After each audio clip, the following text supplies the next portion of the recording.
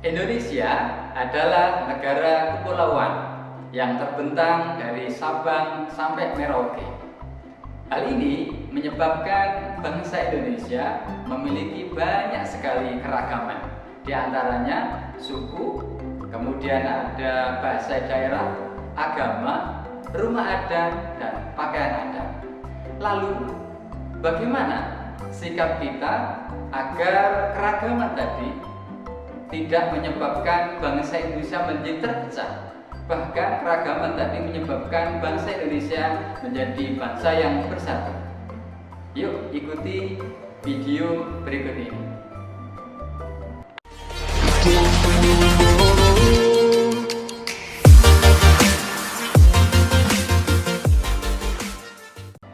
Assalamualaikum warahmatullahi wabarakatuh. Bagaimana kabar anak-anak di rumah? Mudah-mudahan anak-anakku dan keluarga selalu mendapat perlindungan Allah Subhanahu wa Ta'ala. Dan ingat ya, selalu jaga kesehatan, patuhi protokol kesehatan. Baik, anak-anak, hari ini bertemu lagi dengan Ustadz Aziz. Kita akan belajar PPKN di tema 7, yaitu tentang keragaman. Ya, namun sebelumnya, mari kita awali dengan membaca Bismillah bersama-sama. Bismillahirrahmanirrahim. Baik anak-anak, mudah-mudahan pembelajaran kita hari ini bermanfaat. Anak-anak, kompetensi dasar kita hari ini adalah sebagai berikut.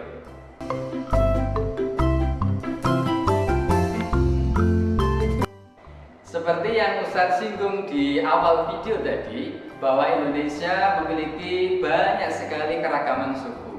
Lalu bagaimana sikap atau yang harus kita lakukan agar keragaman suku tidak menyebabkan Indonesia terpecah, bahkan menjadi nilai persatuan dan kesatuan di Indonesia?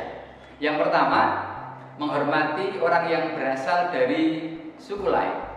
Kemudian yang kedua, menerima perbedaan fisik setiap suku. Kemudian yang ketiga, merasa bangga pada semua suku di Indonesia. Kemudian yang keempat, berteman tanpa membedakan asal suku bangsa. Kemudian yang kelima, mendukung kegiatan masyarakat meskipun berbeda suku. Keragaman yang kedua adalah keragaman bahasa daerah. Keragaman bahasa daerah merupakan kekayaan bangsa Indonesia yang harus kita banggakan dan lestarikan. Berikut sikap yang dapat kita lakukan untuk melestarikan bahasa daerah. Yang pertama, bangga saat menggunakan bahasa daerah. Kemudian yang kedua, menghargai teman yang sedang menggunakan bahasa daerahnya. Kemudian mau mempelajari bahasa daerah yang lain. Kemudian yang terakhir adalah tidak menghina bahasa daerah lain. Keragaman yang kedua yaitu keragaman agama. Ya, kita tahu di Indonesia ada 6 agama sah. Lalu bagaimana sikap kita terhadap pemeluk agama lain? Yang pertama, mengingatkan orang untuk beribadah atau mempersilahkan teman yang beragama lain untuk melaksanakan ibadah. Kemudian yang kedua adalah menjaga ketenangan saat orang lain melaksanakan ibadah. Yang ketiga, menghormati pilihan agama lain. Artinya, tidak boleh memaksa teman yang beragama lain untuk mengikuti agama kita. Kemudian yang keempat, menghormati tempat ibadah agama lain. Kemudian yang terakhir, menghormati upacara keagamaan yang dilaksanakan oleh agama lain. Kemudian keragaman yang keempat adalah keragaman rumah adat. Lalu apa yang harus kita lakukan untuk melestarikan supaya keberadaan rumah adat tetap terjaga? Yang pertama, anak-anak bisa mempromosikan keindahan rumah adat suatu daerah sesuai dengan pengetahuan kalian. Kemudian yang kedua, mengunjungi rumah adat saat berlibur ke suatu tempat. Yang ketiga, tidak mencoret-coret dan merusak fasilitas rumah adat. Kemudian yang keempat, menjaga kebersihan rumah adat di suatu daerah. Yang terakhir, menghargai bentuk rumah adat suku lain. Keragaman yang kelima adalah keragaman pakaian adat. Beberapa upaya yang bisa kita lakukan untuk melestarikan pakaian adat diantaranya adalah bangga menggunakan pakaian adat. Kemudian yang kedua, mengenakan pakaian batik di sekolah pada hari-hari tertentu. Kemudian yang ketiga, mengadakan acara peragaan pakaian adat secara rutin. Kemudian yang keempat, menghargai pakaian adat dan daerah lain. Kemudian yang kelima, mempromosikan keindahan pakaian adat suatu daerah sesuai dengan pengetahuan kalian. Ada beberapa hal yang perlu kita hindari, ya, karena dapat menimbulkan perpecahan dalam keragaman.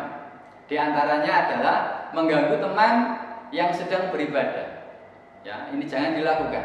Kemudian yang nomor dua, tidak mau berteman dengan teman yang berbeda suku dan agama. Kemudian yang ketiga, memaksakan suatu agama atau keyakinan kepada orang lain. Yang keempat, lebih menyukai budaya asing daripada budaya bangsa sendiri. Kemudian yang kelima, tidak menghormati dan tidak mau bekerja sama dengan warga yang berbeda suku dan agama. Anak-anak, untuk mewujudkan persatuan dan kesatuan di tengah keragaman suku bangsa di Indonesia, kita harus mengembangkan sikap toleransi. Toleransi adalah sikap saling menghormati antar sesama manusia. Sikap toleransi dapat mempererat hubungan dalam masyarakat. Sikap toleransi juga diharapkan dapat menjaga persatuan dan kesatuan bangsa. Bentuk-bentuk toleransi dalam keragaman agama.